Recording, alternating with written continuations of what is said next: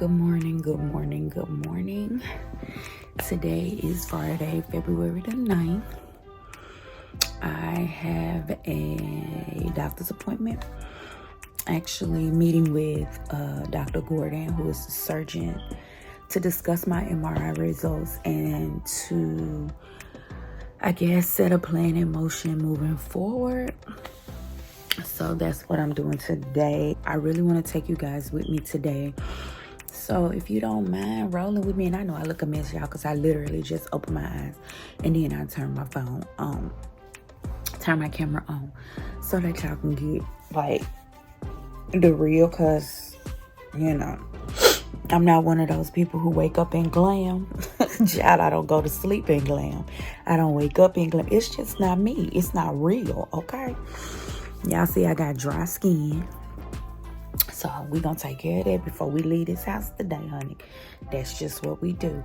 I'm about to get ready. So I'm gonna go in the bathroom and, you know, do everything that I need to do. Okay. And yeah. So y'all come and go to the doctor with me today and see what he has to say about moving forward. I really want y'all to be a part of this journey. So come on and go with me, okay?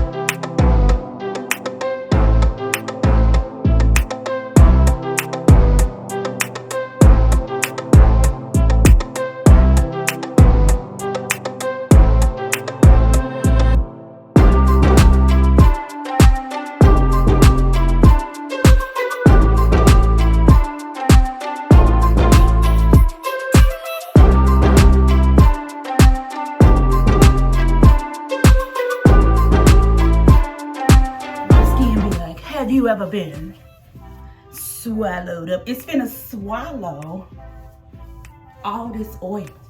So that's the reason why I oil heavy. Not too heavy, but I oil heavy enough. Okay? And baby, coconut oil is smooth like butter.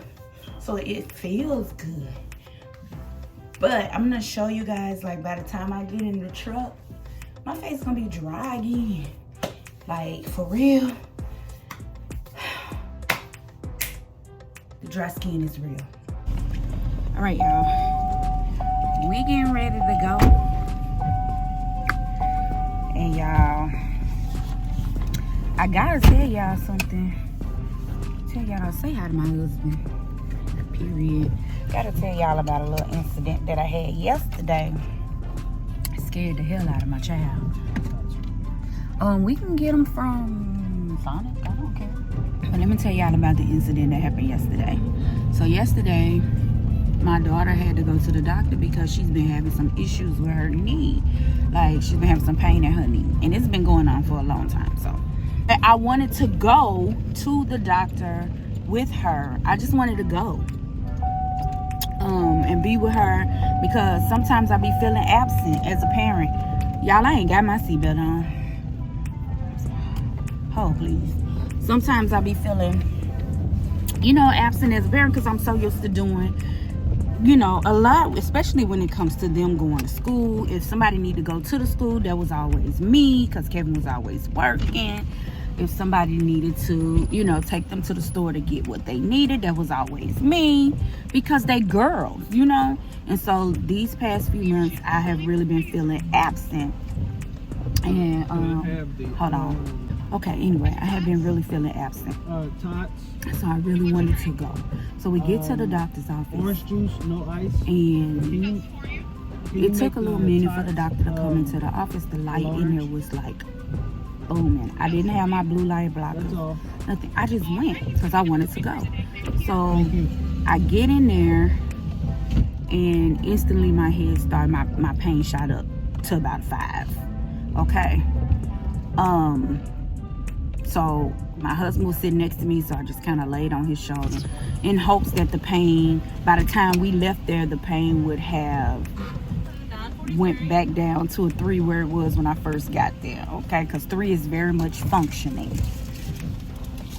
So anyway, the doctor came in. She, you know, spoke with Destiny about her pain and kind of gave her some tips on what she can do to, you know, make it better and all of that.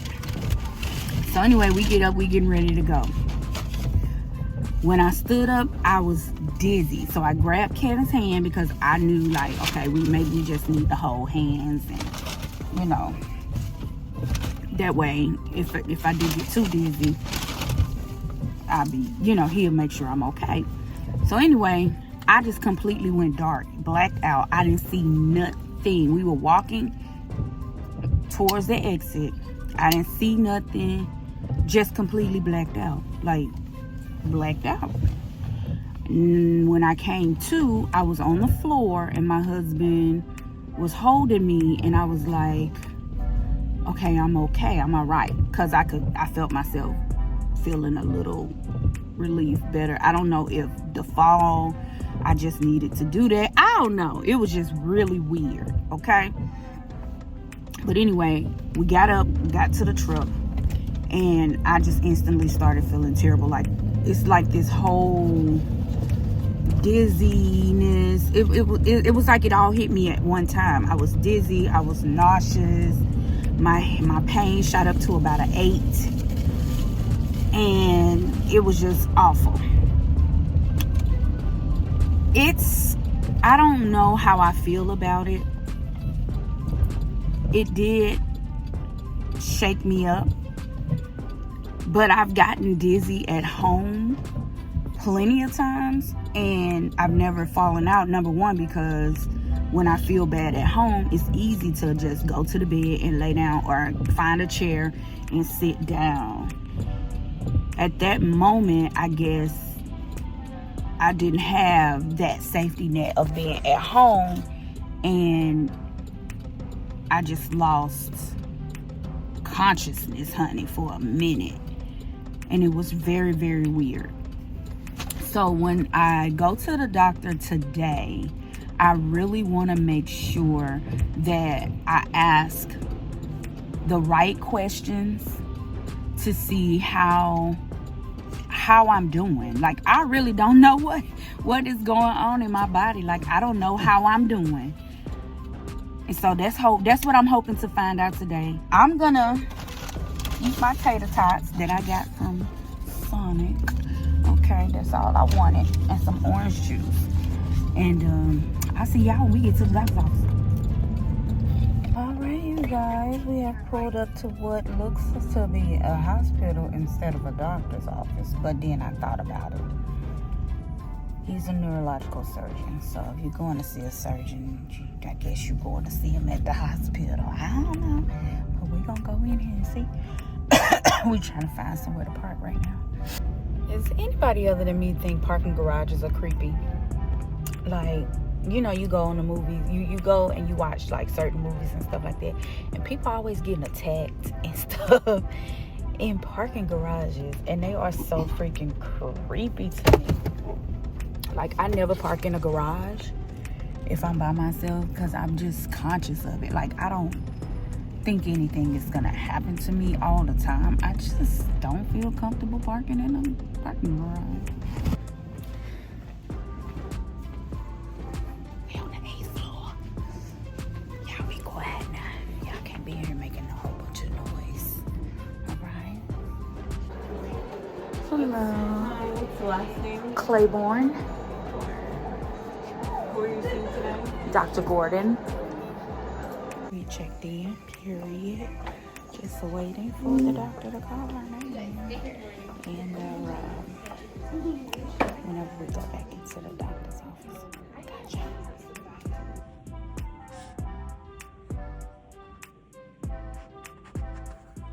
Tell you what, I'm gonna go get a model. I'll be right back. Okay.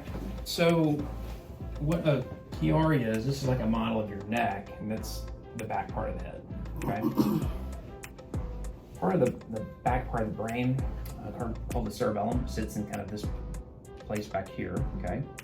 And there's a part of the cerebellum called the tonsils that are typically, the tonsils are typically kind of at that level right there. That's the foramen magnum. In your case, in a Chiari case, what happens is those tonsils, they scoot down a little bit like that, okay? And what that does is kind of like a cork bottle right here, kind of plugs that up. And typically the symptoms of Chiari are things like bad headaches that are worsened by coughing, laughing, sneezing, valsalva, things like straining, basically. And so, you know, I see lots of folks with Chiaris. Most of the time, they're not symptomatic. They're just they find them on a scan for whatever reason. Your symptoms sound like they're consistent with it, okay? Those bad headaches.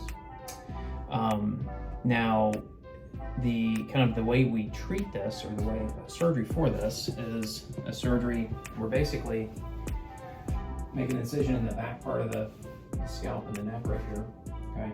And basically what you do is you just take some bone off back here, okay?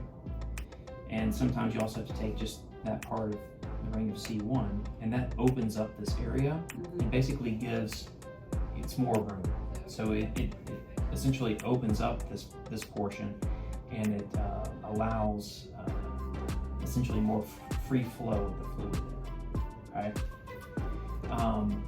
There are a couple different ways to do that, and one way is to open the dura, and the other way is to not open the dura, okay? And so, you know, I think both are good ways to do it. The not opening the dura, opening the dura does come with some potential risks, okay? Much higher risks of surgery. I think in your case, this could be accomplished by not having to open the dura, just removing the bone, okay? And that, but like I said, what that does is it opens up that space back there, and then it essentially allows the tonsils that are kind of pegged to have space, okay? That surgery typically takes about 3 hours or so, sometimes less, okay? 2 to 3 hours. Risk to that surgery, there's risks of bleeding, risk of infection, risk of anesthesia. But a lot of times if you're not opening the dura, then those risks are significantly lower, okay? With this type of surgery, you probably do get a wider decompression when you do open the dura and you sew in a patch graft. But when we look at different studies, the studies have shown that there's really no difference in outcomes of the two approaches. This might be getting a little bit more technical than you need, but that's just to preface this by saying, in your case, I would recommend surgery, would recommend just the decompression, okay, which is the lower risk of the two options. I have a question. Yes. Dr. Settles said that this may or may not be the cause of my migraine. That's true. Is that true? That's true. So, you know, headaches have like 250 causes, and headaches are really kind of nebulous in the fact that, well, what's causing a headache? And that's true. You could still have some headaches from another etiology, meaning like migraines or something like that too, okay? However, given your imaging findings and the symptoms that you're describing to me, and the fact that she's trying all these medicines that haven't helped, that's what steers me towards the probability of those headaches being from the Chiari. I think that's what pushes me to even offer surgery to you. If you came in, you're like, I've got these bad headaches, and you're saying, well, they're not made worse with laughing, they're not made worse with coughing or straining or things like that, I'd say, no matter what the scan looks like, I don't think a surgery is going to help. But those symptoms are pretty classic for headache, at least a portion of headaches coming from the Chiari. Okay. You said coughing makes it worse. Does it like spike it up? I don't know. Okay. When I cough, like I said, when I lean over, I can just feel the tension. Like if I lean over like this and I start feeling it, I just get back up. You know. Okay. I feel tension from a lot of things. Like I was telling my husband the other day, for some reason, cold water. I was washing my hands and someone left the water on cold. I was washing my hands and instantly the water, when I put my hands into the cold water, my pain went up. I turned the water to warm and I just stayed there and I literally just leaned over to sleep and let my hand, let the warm water run over my hands and I started to feel some relief. Yeah. So it's weird, it's crazy, I don't understand it, I don't like it. Yeah. Well, I will say that some of those symptoms aren't really consistent with headaches from Chiari's. Okay, so you could also have some underlying migraine issues. So when I was about 9, between 7 and 9, I would have headaches, but at that time, you know, back in the early 90s, Tylenol, just go to bed, Yeah. get a place to go to school, whatever. That maybe lasted about a year, and then I had headaches anymore. When Kevin and I got married in 2007, I was fine. Mid-2009 going into 2010, I started having migraines again. Okay. And at that time, they would get so bad to where I would throw up and pass out and then wake up the next day like nothing ever happened. And then 2 or 3 days later, another one like that. I don't know what we did. I don't know what we did at that time, but I think after 3 months, I didn't have headaches anymore. You know? And so this year, well, 2023, May, I remember the date because it was my daughter's graduation party, May 13th. This headache completely ruined my day. Like, it came over me and I couldn't do anything. I couldn't focus. I had company. I was like, let yourselves out. I'm going to bed. And it's been consistent since then. Like, literally, I'm in pain every day. Not in excruciating pain every day. But I can't tell you the last time I did not have that. Does it ever hurt back here? It does. Never. Okay. So, with that history, some of this could be related to migraines. Okay.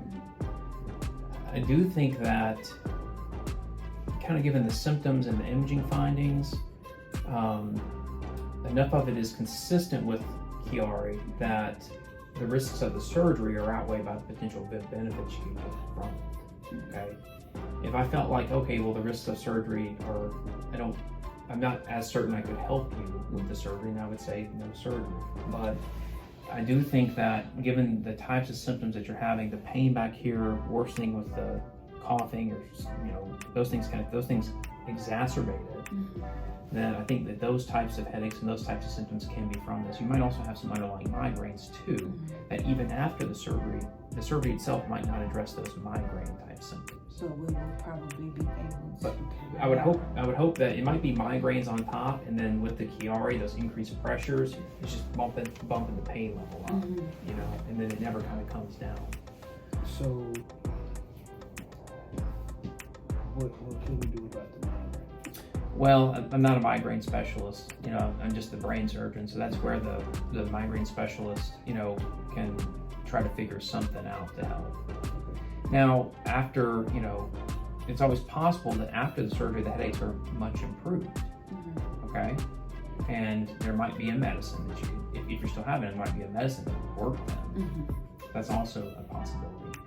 I do think that, however, given the symptoms, I do think that a surgery would help you, though, okay? Especially if this has been ongoing, you're just really kind of taking down the quality of your life. Oh yeah, it's taking over my life. I think that the potential benefits of it are certainly, high enough that I'm willing to offer it to you, okay? Okay. And we don't even have to make a decision right now. Go home and talk about it. Can we talk about it? Absolutely. Yeah, absolutely. Yeah. What other questions do you have? If it came, if you had to make a decision, would you deal with the migraines first, or? How long have they been treating you with medicines for the migraines? Since it started. Okay. I can't tell you how many we tried. You tried different medicines. So many, and it kind of causes other problems. Like I've been dealing with like stomach issues because of it. The migraines already come with nausea and vomiting sometimes, especially if my pain gets up to about an 8. I pretty much know I'm gonna throw up. Okay. So yeah, I don't like taking the medicine. But y'all tried different ones, basically. She's tried different stuff. Oh yeah, she's tried so many different ones. Yeah. Well, it kind of sounds like, you know, I agree that I would definitely try to treat the migraines first with medicines, right, to see if that makes it better. But if you kind of gone down that road already and tried a lot of different medicines or avenues for that, then and that's probably why she sent you over here too, is to kind of get my input on that. That it might be, you kind of tried all those things basically, right? So if one of those migraine medicines was working and your headaches were gone, I'd say there's no need for any surgery. But they tried all those migraine medicines and none of them have helped, and you're still having headaches, and you have these findings with MRI scan, and a lot of your symptoms are consistent with Chiari symptoms. Then that's where I would say, okay, well, it might be time to talk about surgery. So what's the long term? Long term? So, you know, it's long term, you know, once you go in there and decompress it, you typically don't have to have any other surgeries for it, okay? It's typically not something that you have to go back in and reoperate on later. Success rate's usually pretty high, okay, in the appropriate diagnosis, okay? I talked about there's 2 different techniques you can do, is where you sew in the dural patch versus taking the bone off and kind of widening the space. My preference in your case would be to do the bony decompression and widening the space, because your Chiari is not severe enough that I would have to open the dura and do a lot of intradural work, okay? And then the risk of complications with the bone-only decompression are much lower than having to go in and open the dura, okay? That's to say that sometimes after you do a bone-only decompression, down the road, you might still have the Chiari type symptoms. If that's the case and they're consistent from a Chiari, then you can always go back in and just open the dura and sew in a patch so the space is bigger. Your Chiari is about, the way that we measure these things is kind of how far the tonsils go down below the foramen magnum. Yours are about 8 millimeters, okay? I mean, I've seen them down 2 centimeters all the way down to right here. Those are really severe cases. Yours is a more moderate case, okay? And that's another reason why I don't think that we would need to open the dura. But that is something to know, that down the road, you know, you might, because of the the bone-only decompression, some people sometimes do have some issues with those types of symptoms down the road. It's not a guarantee. And like I said, studies have shown that both are equally effective. So I would prefer to do the lower risk procedure in yours. I think that's all for now. Okay, all right, once y'all think about it, go home, talk about it. And then if you'll want to, just, you know, once you've made a decision, just give me a call, okay? We can go from there, all righty?